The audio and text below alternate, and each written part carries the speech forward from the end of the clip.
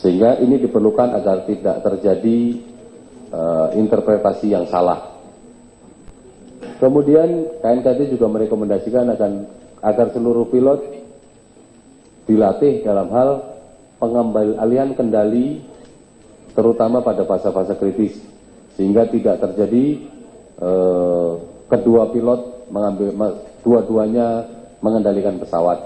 Jadi agar ada prosedur bagaimana mengambil alih kemudi. Kemudian kepada Dirjen Perhubungan Udara, KNKT merekomendasikan agar seluruh maskapai penerbangan agar melakukan pelatihan sesuai dengan training manual atau buku petunjuk pedoman pelatihan yang sudah disahkan oleh Kementerian Perhubungan. Yang kedua, agar KNKT merekomendasikan kepada Dirjen Perhubungan Udara agar semua maskapai memiliki sebuah sistem perawatan pesawat yang mampu untuk mendeteksi dan memperbaiki kerusakan yang berulang.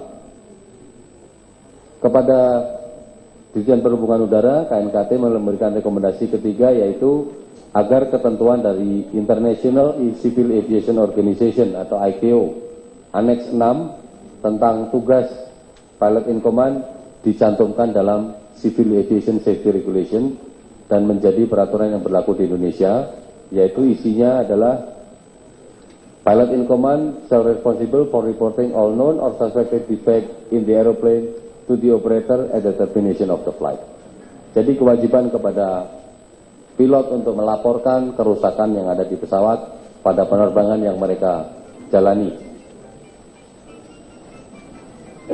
Kepada Airbus, KNKT merekomendasikan agar membuat suatu metode yang efektif bagi pilot untuk mengatasi masalah yang berulang pada satu penerbangan dan mengurangi gangguan kepada pilot. Intinya di sini adalah agar ada suatu prosedur atau suatu metode yang membatasi kreativitas pilot agar tidak melakukan sesuatu di luar prosedur yang justru akan berdampak pada sesuatu yang tidak diinginkan. Kemudian kita juga minta kepada Airbus agar Airbus mewajibkan kepada seluruh pengguna Airbus di seluruh dunia agar kepada pilot Airbus diberikan training, yaitu upset recovery training, bagaimana merecover atau mengembalikan kondisi pesawat yang mengalami upset seperti tadi. Yang terakhir, KNKT memberikan rekomendasi kepada Federal Aviation Administration atau FAA, badan sertifikasi di Amerika, dan European Aviation Safety Agency atau EASA, badan sertifikasi Eropa, yaitu bentuknya adalah KNKT mendukung rekomendasi dari BEA Prancis. BEA adalah KNKT-nya Prancis, agar dibuat program pelatihan terkait dengan pengambil alihan kendali pada pesawat yang kendalinya tidak saling terkait. Dalam hal ini, Airbus A320 adalah pesawat dengan teknologi fly-by-wire, di mana kemudi sebelah kiri dan sebelah kanan tidak terhubung, sehingga apa yang dilakukan oleh pilot sebelah kiri, pilot sebelah kanan tidak bisa lihat, tidak tahu. Begitu juga sebaliknya. Dan apabila diberikan input oleh kepada kedua kendali secara bersamaan, yang terjadi adalah penjumlahan. Artinya kalau di sebelah kanan ditarik sebesar 5, sebelah kiri ditarik 5, maka menjadi inputnya menjadi 10. Namun sebaliknya apabila yang satu didorong 5, yang satu ditarik 5, maka pesawatnya diem, hasilnya adalah 0. Maka pesawat tidak bergerak. Ini yang meningkatkan kesulitan bagi pilot untuk mengendalikan karena tidak tahu di sebelah apa yang dilakukan. Jadi KNKT merekomendasikan kepada kepada EASA dan FAA agar program pelatihan tentang pengambil alihan kemudi ini segera dilakukan.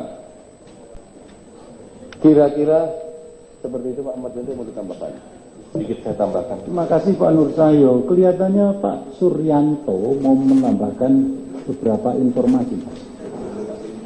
terutama pada fase penerbangan, sewaktu meninggalkan ketinggian di dalam ingatannya waktu tanggal 25 itu si PIC-nya atau kaptennya melihat teknisi melakukan riset CB waktu di Surabaya.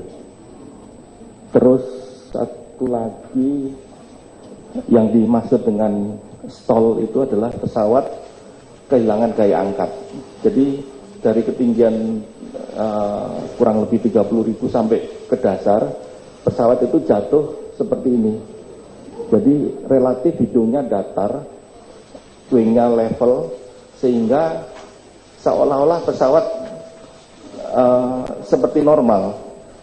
Dan pramugari juga merasakan seolah-olah pesawat masuk di dalam kondisi cuaca buruk, agak bergetar. Nah, bergetarnya ini dikarenakan sayap mengalami stall atau kehilangan gaya angkat. Jadi pesawat dari atas begini terus, karena stall, pesawat tidak bisa ditukikkan ke bawah, karena yang di belakang sini sudah tidak ada gaya angkatnya, sehingga pesawat tidak bisa untuk mengatasi stall tidak bisa ditukikkan ke bawah. Nah, inilah yang dimaksud tadi dengan upset recovery training, supaya pilot diajarkan juga untuk mengatasi hal-hal yang seperti ini.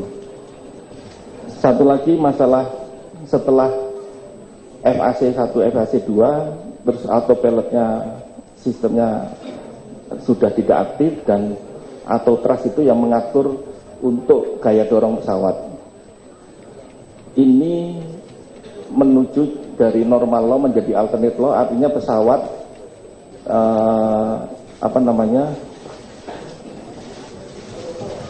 diterbangkan secara manual. Jadi komputer sudah tidak memprotek lagi, tapi seperti yang diceritakan Kapten Nur Cahyo bahwa kalau pesawat miring dengan kecepatan kurang lebih waktu kecepatan jelajah tidak bisa lebih dari 30 derajat, itu kalau di dalam kondisi normal law, tapi begitu masuk alternate law, semua proteksi ini hilang.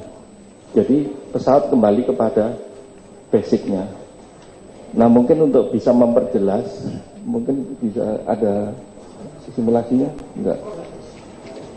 Oh iya, kira-kira itu Pak Marjono, silakan. Maaf, saya tambahkan sedikit informasinya dari Pak Sur. Jadi ketika pesawat stall, itu pesawatnya posisinya begini, kemudian begitu. Biasanya pada pesawat yang manuvernya memang mau turun, itu ordernya sekitar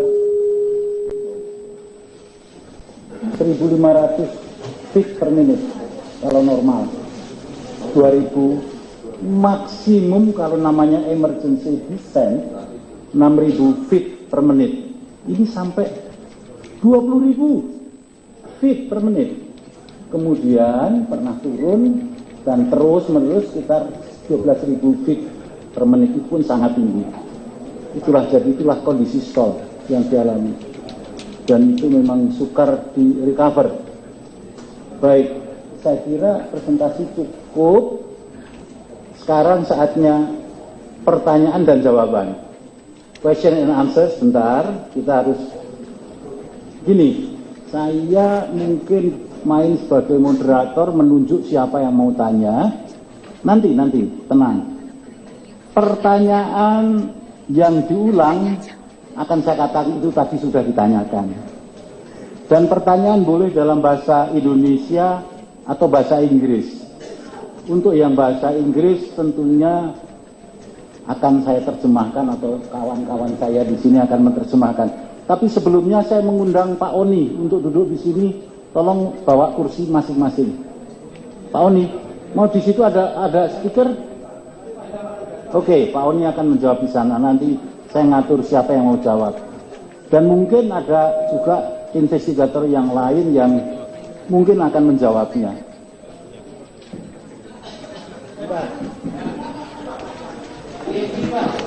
Satu, silahkan. Nanti. Pak, jadi ini permasalahannya juga ada juga di maintenance saya. Apakah itu benar? Atau ini sistem glitch? Atau ini tidak sengaja? Apakah RTLU, modul RTLU itu selalu rusak ditemukan di beberapa tempat lain? Kedua, mengenai pergerakan di side stick, itu bisa lebih dielaborasi Pak. Pergerakan side stick itu apakah ada hubungannya juga dengan yang tadi rekomendasi untuk FAA, untuk non-council? Terima kasih banyak. Baik, saya akan menjawab dulu pertanyaan pertama. Apakah ada kaitan dengan maintenance? Sistem atau manajemen maintenance? Ya, tentunya tidak disengaja. Bahwa sistem yang ada pada saat itu tidak berhasil atau tidak mengidentifikasi bahwa kerusakan itu berulang.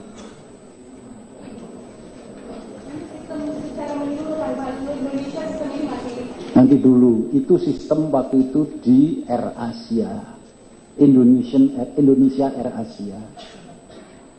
Hanya itu, ini sistem menurut Airbus. Nah, adakah kejadian serupa di Armada? Ya,